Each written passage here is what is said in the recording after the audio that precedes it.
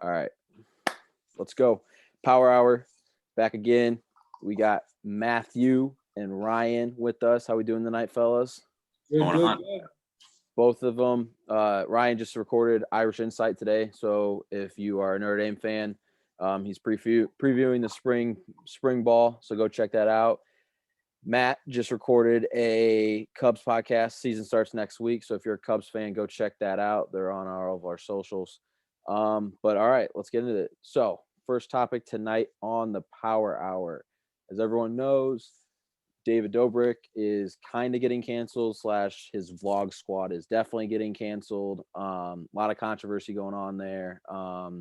Basically, this chick I was telling Ryan before, this chick named Trisha Paytas has been trying to cancel David for like the past 3 months.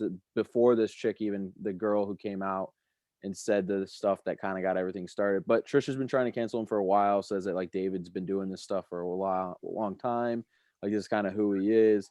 But this girl basically David invited this girl and a few of her friends over for a night. I think they were 17 or 18 at the time, which also very gray area for him to invite them over.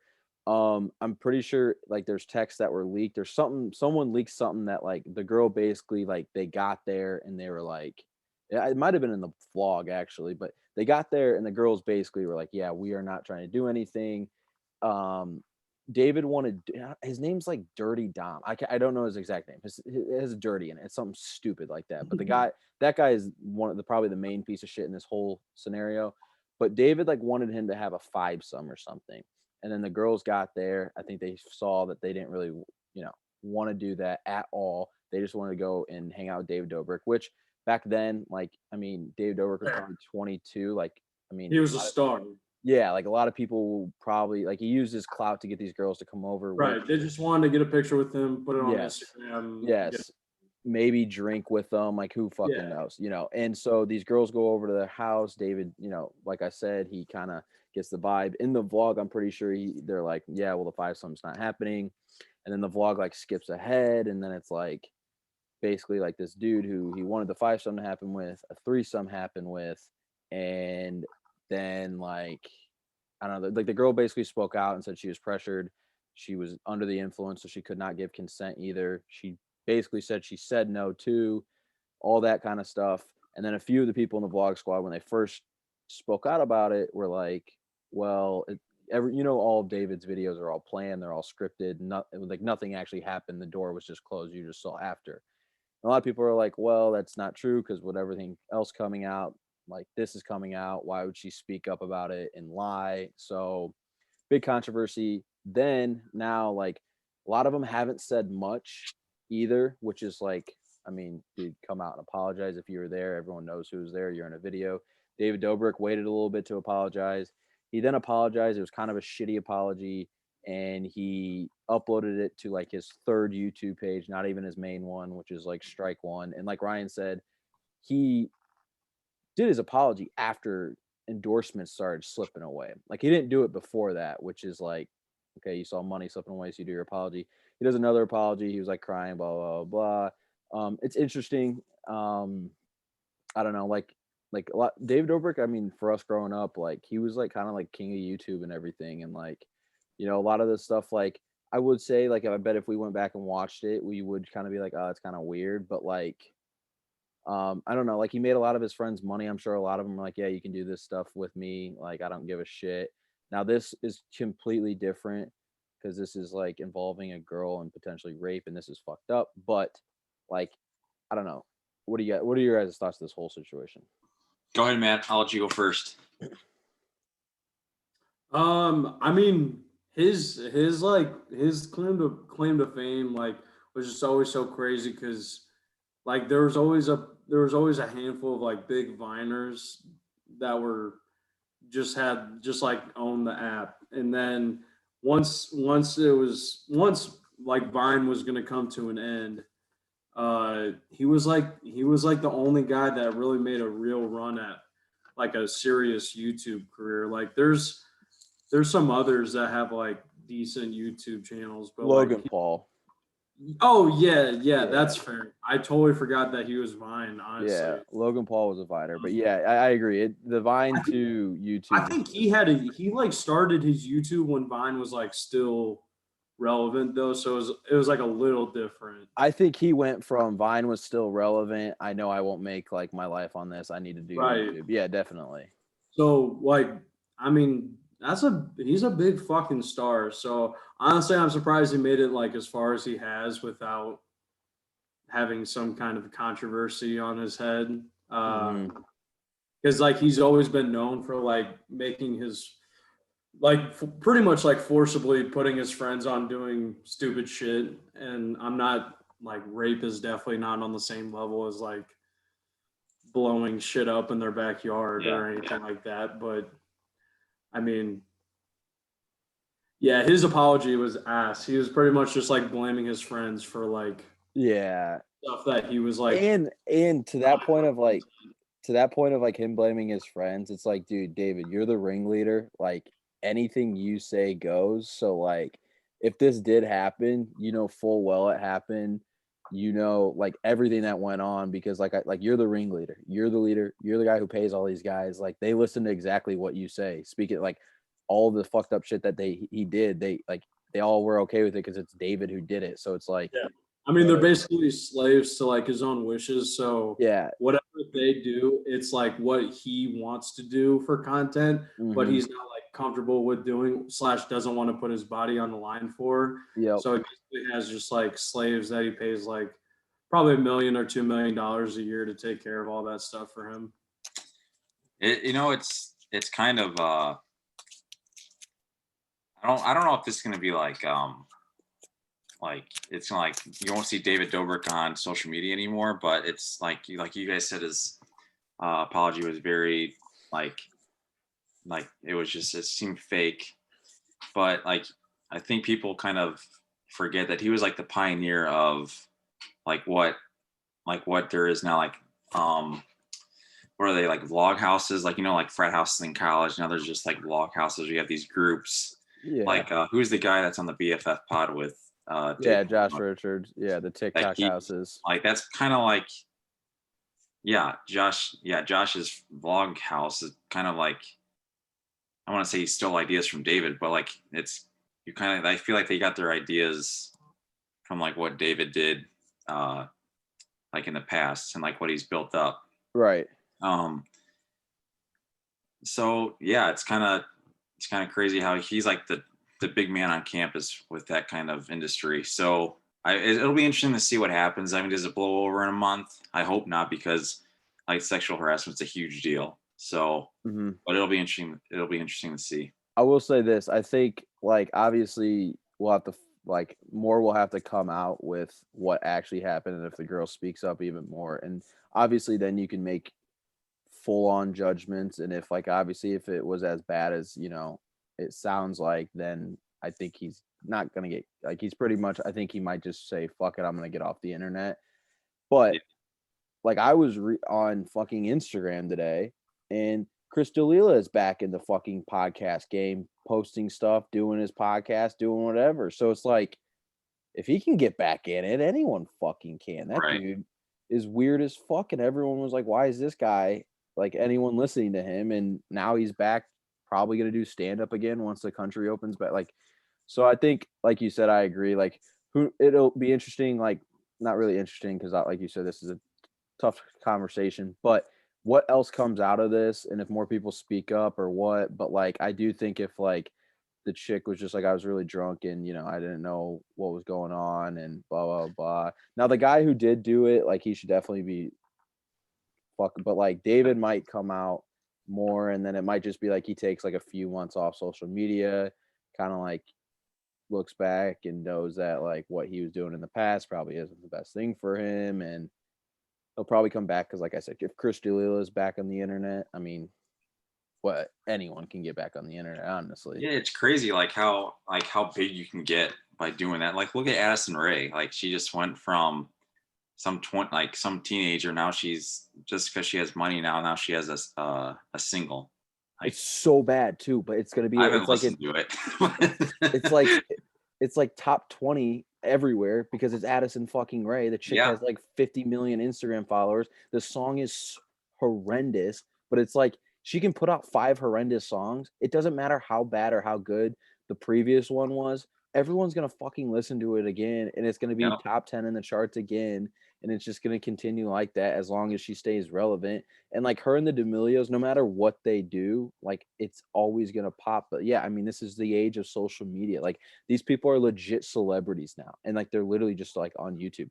I mean, YouTube is so fucking big that like everyone knows Barstool Sports. They're just now getting in the YouTube game. There's a whole nother world of YouTube people that are famous just on a YouTube, just on that. Like it's crazy. I mean, the Nelk Boys, they're literally just on YouTube and they have like 10 million subscribers. Think about that. 10 million fucking people follow them. So it's like, I mean, the internet's just so fucking wild. It really is crazy to think about.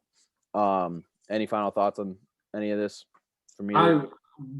As soon as you brought up the song, I started thinking back to like some of like the really bad like socially influenced songs that we've had over like the past 5 or 6 years. There's just some really bad ones. Call Me Maybe.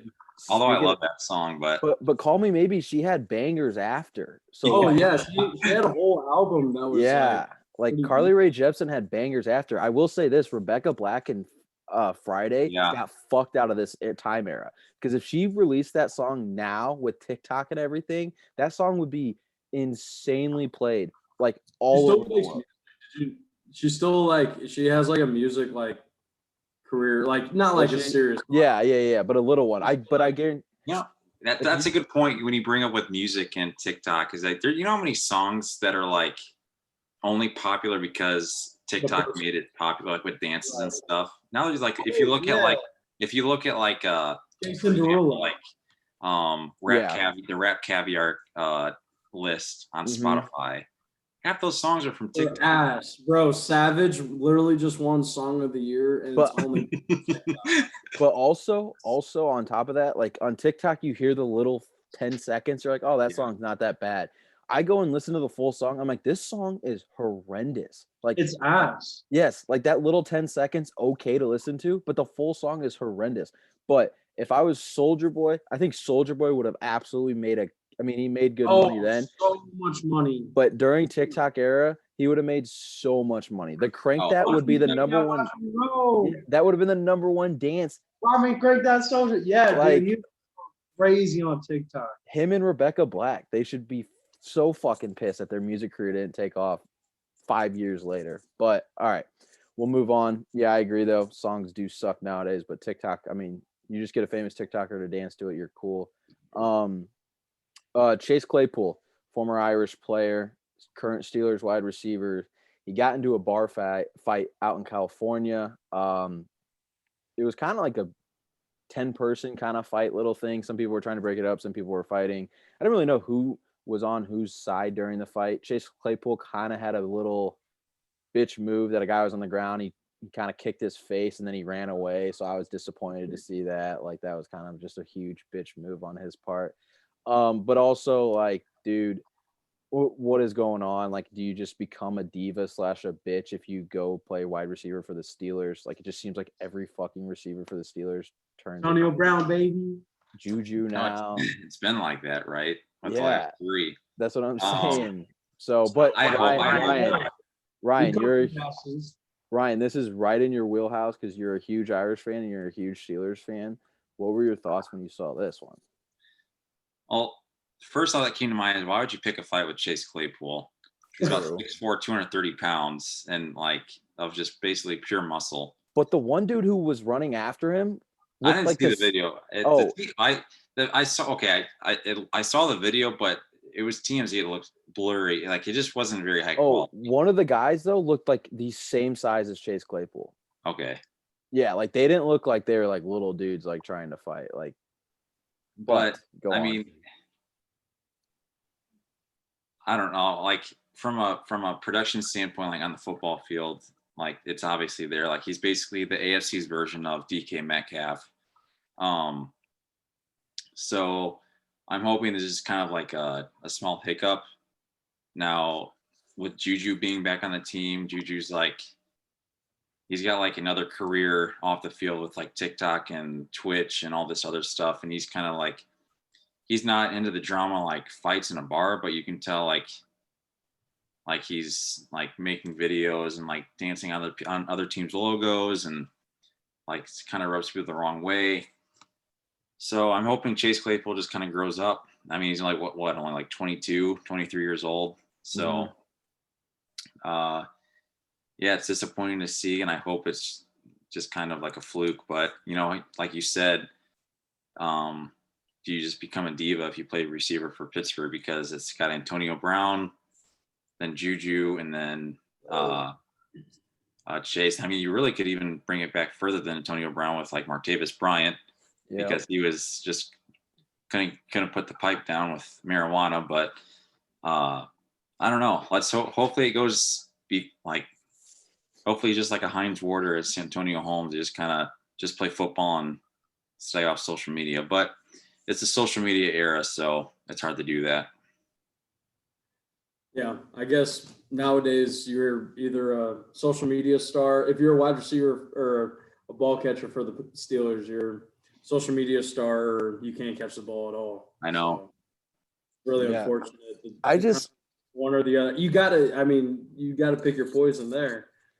Yeah, I guess I don't really give a shit if he keeps performing, but like, dude, what? I mean, you're Chase Claypool though. Like, why the fuck are you fighting at a bar? Like, you also should have like, if you're there with some friends, like, unless some dude literally just chucks a drink at your face out of nowhere, like your friends should either get you the fuck out of there, or like you should know, like, let's get the fuck out. You have way too much. That's the thing. Like, I feel like that's something that I would do that makes. I'll be like, I make probably like 2% of what he does a year. Right. And you're already a millionaire. Shouldn't you be like on the 3rd floor VIP with bottle service? Like those guys that you're fighting, like you guys aren't even on like the same level. Right. Exactly.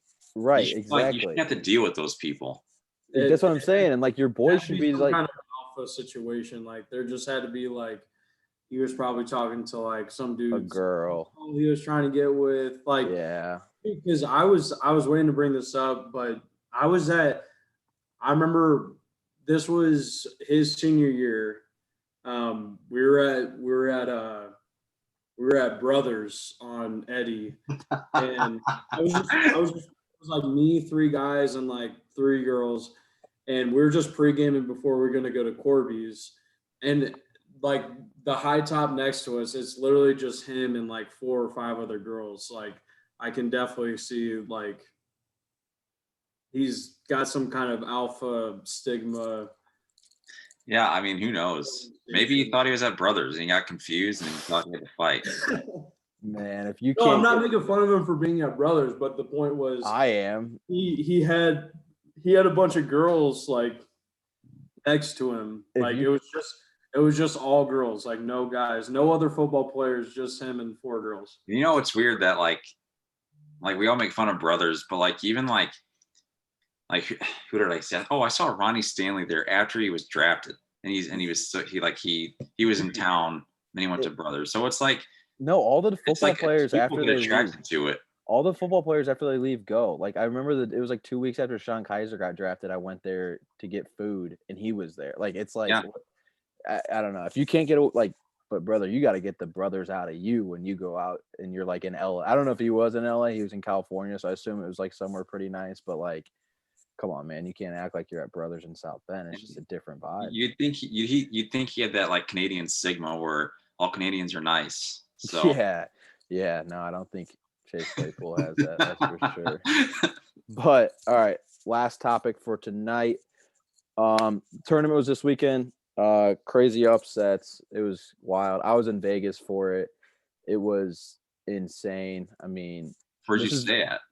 I stayed at the Flamingo, actually. Yep. Yeah. Right in the middle. There you go. Yeah. Spent a lot of time at Caesars Sportsbook, but it was, I think it's the highest added total of seeds in the Sweet 16 ever. So like, I mean, we have a 15 seed. We do have 3 1 seeds, but we have a 15 seed. 11. I think it's 9 or 8 2 or 11s. Yeah, 2 11s. Then the Oregon's a 7-6 game. Like it's insane. Like how many upsets there were. What were your guys' thoughts on the weekend?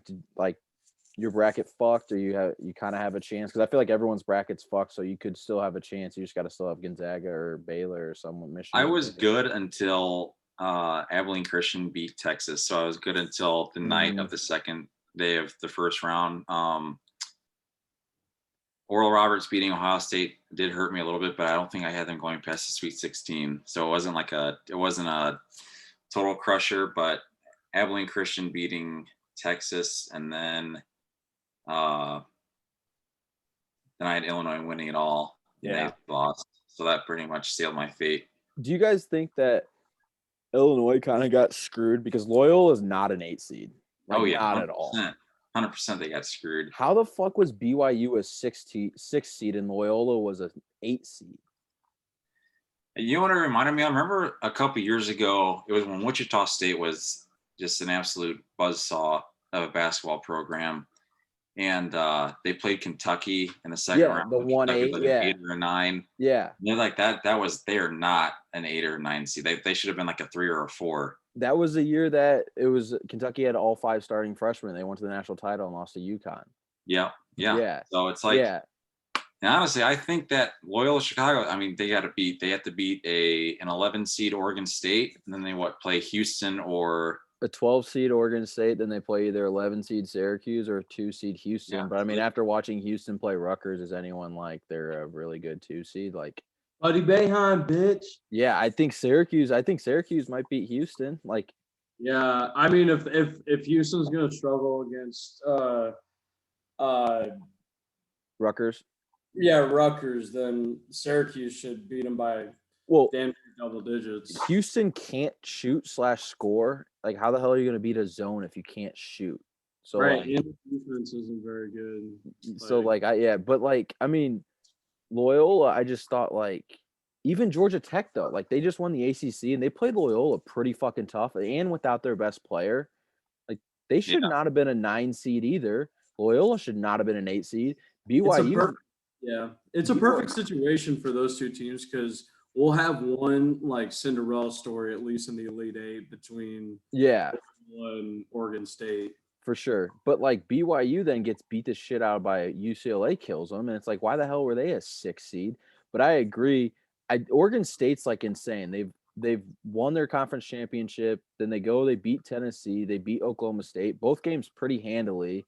Like but Loyola plays such good defense. I think that'll be interesting. Then it's like, Abilene Christian, it was like one of those watching them play UCLA. It was like Shaka Smart.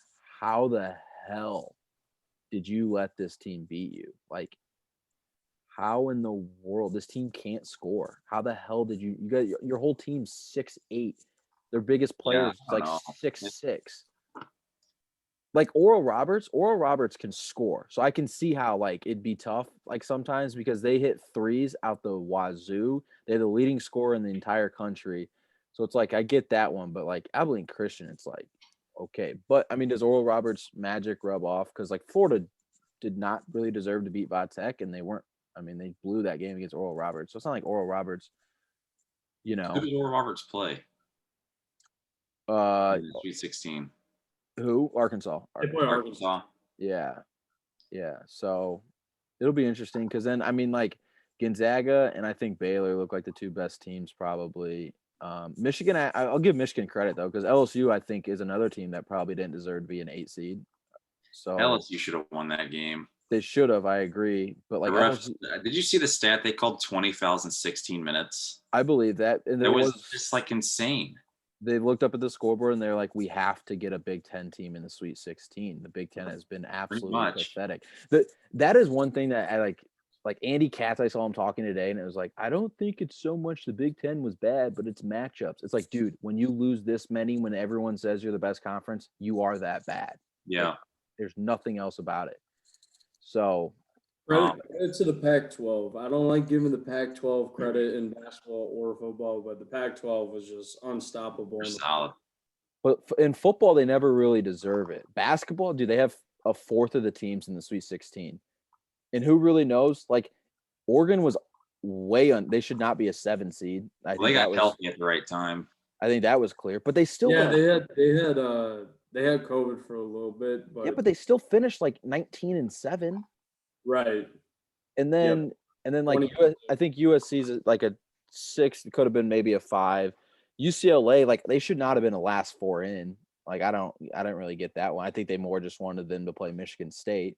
But and then Yeah. Oregon State, I do think the 12 is a fine seed. Like they were kind of like Georgetown where they weren't really that good during the regular season. They just No, won. they wouldn't have made it if they didn't win the That's whole what I'm thing. saying. So like the Yeah. 12 I'm fine with, but the other 3 like all were underseeded, I think. In Colorado, the one who loses, I think was over. Like they were a 5 seed. You're telling me Oregon and USC shouldn't have been ranked above Colorado. So we'll see though. I do like the Pac-12 is good. I still think Gonzaga wins it all. Who do you guys have in the Final Four now that you could redo your bracket? Gonzaga, Loyola, Baylor, and who's in the top right corner? I can't. That's drawing a Baylor. blank here. Bottom left, Bottom right. the only one you need is Bottom right. I got the left side. No. Bottom left is it not? Bama, Michigan, Yeah. Florida State. I have Michigan losing on Saturday. So who do you have in the Final Four? Do you have Bama? So you have Florida State or Bama? oh, I'm sorry, I'm all screwed up then. I got Florida State. In the Final Four? Yeah. So you got Gonzaga, Florida State, Baylor, and Loyola. Yeah. Is that possible? Yeah. Am I getting Billy from? No, that's not a Bill Walton 5 Pac-12 teams in the Final Four. Who do you got, Matt? I actually have one bracket that's pretty alive. I'm in second place out of 33 brackets in one of my buddies' brackets. But do you have all 4 teams alive? No, my bottom right is absolutely fucked. I'm saying if you could redo it now. That's not what he had. That'd be insane if he had Loyola and Baylor and Oh no. So in the championship, I have Baylor beating Gonzaga because I didn't want to pick Gonzaga in the bracket because I knew I would have to be like spotless in the first 2 rounds to win that way. Yeah. But right now, I have 3 of my Final Four teams left, 6 of my Elite Eights. But who's your Final Four? Gonzaga, Bama, Baylor. I'm gonna go. Fuck. I'm gonna go with Syracuse, man. Okay. I'm gonna go with Syracuse. I love, bro. I've listened to Pardon My Take, and like I love Big Cat. I love Big Cat for a while now, but he convinced you on Buddy Boeheim? No, it's not even Buddy. It's the zone. Like, why yeah. seems so bad? No, like it is insane because like honestly, like if Syracuse played the same 2 teams that they played now, like literally the first week of January, I bet they go 0-2. Right. I mean, they've been playing the zone since Notre Dame was in the Big East. Like they weren't the Notre Dame. They've been playing the zone since Jim Boeheim was in like his 3rd year. He's in like his 41st year. They've been playing it forever. Right. I just mean like the first time I remember it being a dominating factor. I do think it's tougher for the second. So if they win the first game, the second team that they play than it is for the first team, because the first team you at least get a week to work it on. The second team is literally you win, day off, game. I think playing the zone, especially their zone, because they play it so well. I mean, like these other teams that like try to play a zone randomly, they're horrible at it. But now they're gonna get to play Houston, who probably hasn't had to face a zone ever. No, Houston's a perfect team, but I think if they played Loyola like right now, I think Loyola without I think it's gonna be Loyola and Syracuse in the Elite Eight. I agree. I think that'd be an amazing game. I think that's gonna be a phenomenal game. I agree. I think Gonzaga and Baylor. I do think we're going to end up with like so everyone all year has been saying Gonzaga, Baylor, 2 best teams. That's what we came into the year thinking. That's what we went midway thinking. Baylor did have their COVID pause when they came back. They were a little shorthanded and they did struggle a little bit, but now they're fully healthy and they're playing. I do think they're the second or first best team. So I think those 2 teams will match up in the championship. But then like I love Alabama if they're hitting threes. Like I think they can score absurd amount of points. The only I think they would play better against Florida State. I think if they played Michigan, Hunter Dickinson would give them problems. But I would go Gonzaga, Jailer, Alabama, and then I'm going Loyola too. I think Loyola with their senior leadership. I think Syracuse is like a year off. There are a lot of sophomores and juniors. I think next year with this run that they had, I do think they beat Houston too. I think the Final Four could be super interesting. Sister Jean's Magic again, like that's just insane. Yeah. I think Loyola has the easiest path to the Final Four. Out of those other teams, well, I don't know. Do you think? I think USC can give Gonzaga problems. I agree. They have a lot of length. But like, who do you think would give Jailer problems? Villanova. I think if Jay Wright. I mean, as long as Villanova has Jay Wright, anything can happen. Yeah, but like, if they don't have Colin Gillespie, and honestly, like, they haven't really like the two teams they beat weren't really that like. North Texas only got in because they beat Western Kentucky in a last-second shot. Like Winthrop, like I don't know, they're all right, but like, yeah, I don't know.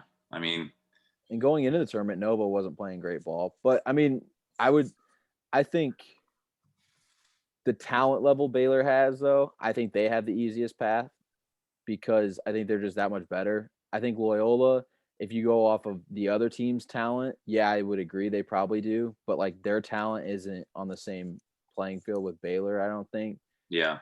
But yeah, I would agree. Like in terms of the three teams, you took those three teams and said which team has the easiest path. I think it is Loyola. Like I think the one that I don't know, I could see any of the four teams in the Bama region going to the Final Four. Yeah, any four of them except for maybe UCLA. But if they're hitting their threes, dude, they're very good. They're all like 6'6" guards. Wait, is Michigan in Bama's bracket? Yeah. I don't see Michigan going. I thought they looked. I don't know. That's why I feel like there's plenty of people that have like a Florida Bama Elite Eight in their Florida bracket. State. Oh, there's so many people. There's so many people when I was looking at our bracket challenge that had Florida State beating Michigan or in one even of my brackets, LSU. I did have the LSU Michigan upset, but I'm glad I had that in a fucking dead ass bracket. Both my brackets in the Victory Lap league are fucking deader than. Fuck! I don't want to say something offensive. Get you canceled. We're at the end of the pod. They already turned it off. You're all right, man. No, right. All right, national champion. Everyone pick one. Baylor. Wait. Before you pick one, okay, you go Baylor. That's fine. Did you like or hate the Friday, Saturday, Sunday, Monday? Oh, bro, I hated it. I didn't like it either, and it's even worse now. It's Saturday through Tuesday. Yeah. What the fuck? So it's worse. That's the women's basketball. That's the women's basketball. No fucking sense. I was like, I looked at it this weekend and I was like, oh, when's the game starts? Friday? No, fucking Saturday. Last week though, I mean, I was on vacation and I still don't. That's gotta be the TikTok clip right there. I'm sorry. That's women's basketball, dude. God! Give them their respect. Hey, bitch, IU plays NC State in the their first Sweet 16 appearance in whatever. I know it's been a really long time. But anyway, I was looking at I was watching ESPN this morning. I was watching the thing at the bottom of the screen for like the games. Yeah, and it said Saturday. I'm like, that's got to be a typo. They're playing Friday. Oh yeah, I know. I was looking at it too. I was like clicking Friday and it's like Saturday. I'm like, what the fuck is going on? But it's bad when Martha the mop lady. Oh God! If you follow IU or you're like an Indiana fan or you're from the state of Indiana, you know who that person is on Twitter. IU basketball is so bad. And no disrespect to women's basketball, not saying anything bad about it, but like that guy has probably, or woman, whoever owns the account, has probably never tweeted about women's basketball ever. And like his past like 15 tweets have all been like all about the women's basketball team. Let's go. Yeah. And it's like I saw his one today and it was like IU has a legit shot to go to the Final Four in women's basketball. It's like their defense is nasty. I know. I'm just saying that's how bad the men's program is now. Like speaking of the IU Barstool did that. The official, obviously, the official IU Bloomington pages. Yeah. I would say this is that I would bet a lot of money that IU's next head coach comes from this tournament. Well, they already had a coach. Did you see that? Did they hire someone? I must have missed that then. They were gonna hire Thad Matta, and he didn't pass a physical. His heart problem is actually that bad, so he's not gonna get the job. Oh I didn't wow. hear about that. Yeah, he like went through the whole process, and then like he had to do a physical, and I guess his heart is just complete shit. So they're like, okay, never mind. I just got to move fast because right now we got about 3 guys in the transfer portal. So the faster we get a new coach, the faster some of those guys might. They need get to go out. drop a bag at Texas Tech's head Chris coach Beard. front door. Well, if we got boosters putting money in to get rid of coaches, we can get boosters to put money in. I don't think it's about money. Like I really don't. The Mark Cuban or so I'm pretty sure it's Mark Cuban or someone paid the full 10 million buyout for Archie. Then they already said another guy said he'd pay the full salary if they could get Brad Stevens. Brad Stevens said no to them. So like I don't think it has anything to do with money. I just don't know if people want to go there with the insane expectation and have to build it back up. I feel like IU basketball is very similar to Texas football. I would say That's fucking a good ass comparison. I would say Notre Dame before Brian Kelly took them to the playoffs. Well, the only reason I say Texas is because No, I agree. so like Sarkisian or whoever and people before him, like honestly, you really do not need to leave the state of Texas to recruit Texas football. Very true. IU basketball is very similar in that regard. But yeah, okay. Are you saying in recruiting wise? Recruiting wise, expectations wise, they're very similar as well. Is it the best job? No, I'd probably say Duke, Kentucky, Kansas, like UCLA is probably up there as well. But it's like if you can get it going, it's just who knows when it could stop because all it needs to take is a year or two of good basketball, and who knows what can happen. But at least Texas won a title in 2005, so that's a huge difference, I think. Yeah, but I mean, after that, it's been pretty bad. Honestly, as a 1 year against Alabama, but I think there's just like such a great it's all like the next Big Ten team to win a national title. It's almost like winning 2 because you'll be the first Big Ten team to win one in over 20 years, 25 years. Yeah. So I think there's such a hustle factor because you will own like you'll own Midwest recruiting if like you're the next. Oh yeah. I mean, I think the team I think. Oh yeah. I would think, and this would not be a popular choice, but I'd say it's probably Purdue. Oh, I completely disagree. They got a really good thing going. Matt Painter's probably. Besides, I mean, honestly, Izzo hasn't been that great. Matt Painter is easily the best developing coach in the Big Ten. Yeah, they were. Now, I feel this year they kind of overachieved because like a lot of young talent. They're having all those guys back next year. Then they're bringing like 2 5-stars for 2020 or the 21-22 season. They'll be solid. I think they'll always be good. I don't think they'll ever make that next jump. I think their best chance was Carson Edwards' year. I completely disagree. I think the best team in the Big Ten that has a chance winning upcoming, especially the way recruiting's going, is Illinois. I think it's far and above Illinois. Yeah, but both of them might be gone next year. Yeah, but they have a top 10 recruiting class the next 3 years. Yeah, but actually I disagree. I think once Juwan Howard gets 4 years there, they'll have a top 5 recruiting class every year. And people forget like their team's good this year. They had 2 guys leave to go to the G League. 2 5-star top 10 picks. Yeah. Say no to Michigan. Like think of how good they could be right now. Now who knows? 5-stars sometimes do cause ruffles. Look at Kentucky. But like I do think Juwan Howard and how many seniors and stuff they have, like they would have played meshed well. They're in a good situation. But yeah, I mean, like I don't necessarily like. I think Purdue's just always that team that's like an Elite 8 team, maybe, but like not gonna do much with it. Like I just think like they return everyone, and then like you said, they're gonna get 2 4-star. Like there's only a certain amount of fucking minutes in one ball. Actually, I'll make it easier for everyone. Whoever's the Big Ten team that first hires Porter Moser will be the next one to the championship. I don't know if it needs to happen. Wisconsin, Illinois should just dump whoever they have because Porter Moser ran circles around that head coach. But like But like they're gonna go to the Final Four, so it's not like he ran circles just around some random team. Yeah, but he's doing it with a bunch of 2 and 3 stars that don't get looked at by the bigger schools. Can you imagine what he would do if he was at Illinois, Wisconsin? Yeah, but Like, Illinois was in the dumps 2 years ago. This guy had him as a 1 seed this year.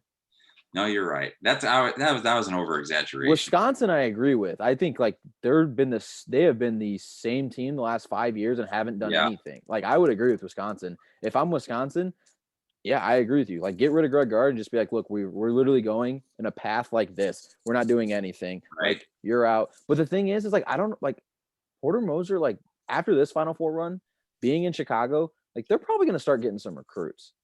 You'd think. Like I think they'll start getting recruits and maybe they start dumping some more. Like they're like, okay, this wasn't a one-time deal. This like he's a legit, we're gonna dump some money into him, we're gonna dump some money in the facilities. We're gonna try to be the Midwest Gonzaga because you know what? Loyola Chicago has a buttload of money. Well, it would be fantastic if Jack Swarbrick would open up a checkbook, but that's just not gonna happen. That would be a phenomenal hire because it's kind of like it's kind of like the same like Loyola Chicago is like a decent, pretty good school. Like, he's probably gonna. I mean, you recruit at that school, you're probably gonna have some of the requirements similarities as Notre Dame. But yeah, I mean, Porter Moser can go get. I love Big Cat was calling him Porter Moses, which was perfect. Like, but like he would be, perfect for that. But like he could, like you said, open the checkbook. Jack Swarbrick's not doing that for a basketball coach. Nope. He can go make a buttload of money anywhere else. He might even make more money at Loyola Chicago than he would to go to Notre Dame. He probably would. I mean, look how long it took him just to like literally for years they were practicing in a basement. Yeah. And it took him how long just to get them like semi-nice. High schools had better practice gyms than Notre Dame basketball did. And meanwhile, like Notre Dame's a football school because Notre Dame's indoor practice facility is nicer than like the actual Purcell Pavilion. Like it. Yeah, but the thing is like I thought it was super interesting. I don't know if you guys listened to the Alabama Maryland game. They were talking to Nate Oates, and he's like, I love that the football team wins. You know how much money that brings in for our fucking basketball program? We get these new facilities, we get these new upgrades, all because the football team just went and won a national championship. So no, you'll never hear me complain that we're a football school because you know what? We can go recruit, we can go waste all this money. So it's like I never understood why these schools are like especially when you make money off football. Basketball, you don't make as much. So I kind of get like Kentucky making a bunch of money, like their football team probably still maybe makes more money than their basketball team when it's all said and done with the SEC network, all that kind of stuff. But like when you have that much money, you can be both. Now, obviously your football team's always going to be taken more seriously, but like you can be both. So why not go and try? Why not go and do all this? The only reason why Notre Dame got a new fucking facility is because it was the old rec. They just got a new rec. It wasn't like they built this. Yeah. So yeah, I mean I agree with you though. Notre Dame will never do it. I never understood that argument, but what do I know? And I could go on it for days of how like you have Lalamere 45 minutes west. Yeah. Now I understand like if you're recruiting your guys from Lalamere, then like maybe like Kentucky or something like where you don't have to a school where you don't have to go like actually do schoolwork at, then okay, I kind of understand, but like the donuts, like he doesn't even try, which I just don't understand. So yeah, I mean you have Chicago 2 hours away too. Chicago's got some good basketball players, like Fort Wayne. I mean South Bend. I mean obviously we got 2 from South Bend, but Fort Wayne, Indy. Like, it's Detroit's not that far. Maybe one day. Yeah, maybe one day. There's a Riley kid on Loyola. There is. Oh yeah, Easy, the IU transfer. Yeah. No. Blake Wesley. He's going to Notre Dame next year. No, he's talking about the guy that's on Loyola. Oh yeah. Demezi. Yeah, he never plays. He's probably not playing very much, but he's over there. He doesn't play at all, but he is there. You're right. Two of the IU had 2 transfers out of last year's team, and both of them made March Madness. It's disgusting. Now Demezi doesn't play, but like Justin Smith is the third leading. Is actually a starter and like a decent basketball player. He's the third leading scorer in the tournament of the remaining teams. Oh, I did not know he was scoring that much. He's averaging like 22.6 points per game. I was watching the round of 32 game. They're playing Texas Tech. Yeah, they were playing Texas Tech, and I was watching it with one of my friends that's also an IU alum, same class as me. I was like, "Hey, you see number 0?" Yeah. Like, I was like, he was like, "Yeah." I was like, "Oh, he played at IU. You recognize him?" And he's like, "Yeah, kinda." I was like, "Justin Smith." And then I didn't. We watched a different game for like the next hour and a half, and we go back, and it gives like the little score update on Yeah. Justin Smith. And he had 20 points. I was like, Yeah. "What the fuck?" Yeah, no, he's been killing. He's been absolutely killing. So that's got to be a tough Speaking of one. Arkansas, I think we should acknowledge that Moses Moody is probably the best name in the tournament. Yeah, you got the Musselman's awesome too. I think about Krutwig, bitch. I love Krutwick. He just looks like a fucking janitor who just rolled on some shoes. Like he looks awesome. He looks like a dude that would have won Cy Young in like the 1940s. Yeah. If he lost like 30 pounds, yeah, he definitely. No, exactly. How fat he is, he would have won the Cy Young in the 1940s. Oh, he's gonna be such a good YMC player. But all right, that does it for tonight. We'll see everyone next week. We're gonna be bringing these back every week. So if you want any topics discussed, let us know. See everyone next week. See